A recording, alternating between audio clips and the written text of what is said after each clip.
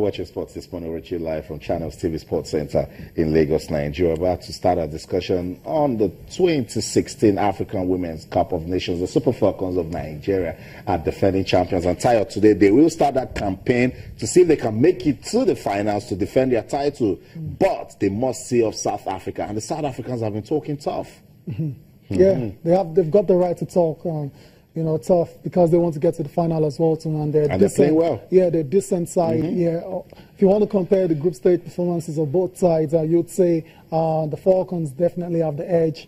You know, winning 2 and just drawing 1, unlike the South Africans. But it's the knockout stage now. Anything can happen on. Yeah, anything that actually slacks on the day could get knocked out. So that's why the Falcons have to be very, very, careful going into the game. The South Africans, they know that they can beat Nigeria because they've done it before.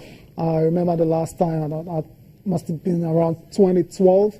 Yeah, circa 2012, that's when they beat Nigeria when they met. So they believe they can do it. And that's why Florence Omagbemi and the players and everyone has to be rowing in the right direction, in the same direction to ensure that they get the win in this particular match.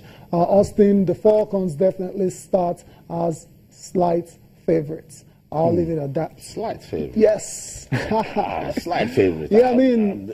Yeah, the slight favorites because... I don't like when you do this to me. Yeah, but what about that? I haven't done anything They are wrong. defending champions. I'm expecting you to say they are favorites with every confidence. Every confidence, The problem with saying that is I'm not the one on the pitch. Yeah, so it's not in my hand. The only time I'm very confident is when it's in my hands, when I have to do the business myself. But I'm not doing it. It's in the hands of the Falcons, and they're playing against the very...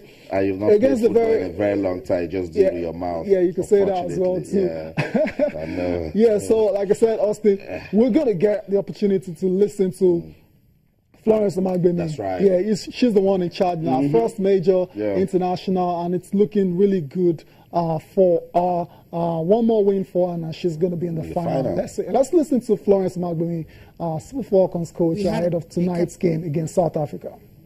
Kenya was more like smooth. Also against Mali. Against South Africa, we know it's going to be tough because 5 different players scored against Egypt. Before that time, they haven't even scored a goal. What are you going to do differently? Like you said, the first game we played against Mali, we won 6-0. We played a different opponent. After the game, we tried to evaluate the team, and we refocused for each Ghana game. And like you said, these are different opponents with different expectations. So the playing against Ghana, we know it's going to be different from the Mali team. But the players, I believe we went in there because we want to win and we want to play good. But we got a draw with that. And even with that draw, we're expecting to get a win. But with that draw, we're still good. It's not a bad result. We thank God we didn't lose the game.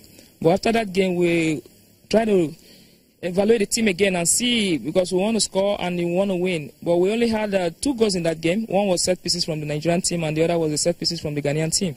So we try to check the attacking force on our team and the midfield and see where we can make some corrections. So we try to do that because when you don't score a goal, you look at the department that you think you need to solidify or maybe try to strengthen before the next game. So we found out that the middle and the attack was an area we need to refocus again. So that was why we brought in Okobi. Because we have, like I said, we have 21 players in the roster to represent the country. So when the opportunity arrives like that, you want to give everyone their minutes to come and play. You don't want to rely on 11 players alone because what about if they are injured or they are not ready? So you make sure you keep everyone on their toes. So after the Ghana game, after making some corrections, post-game meeting, we try to see if we can strengthen the middle by bringing in Okobi. We still have other players on the bench that we've not used. So bringing in Okobi to try to make some changes in the middle was a plus to the team. And we saw that reflected in the game against Kenya. So as we progress with the tournament, with every game, we're still checking the team. We win, we draw, we lose. We're still trying to see because we want to go higher and higher with this. And it's not going to end here with the Nations Cup. So when we're done with the Ghana team, when we brought in the Kobe, Kenyan game was a reflection of our inclusion to the team. And even a couple of the substitutes we brought in.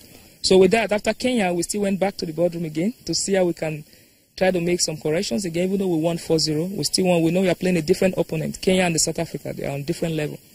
So with that, I think we'll try. That was why we tried to take it light yesterday, because we know we had a couple knocks on our team with the players.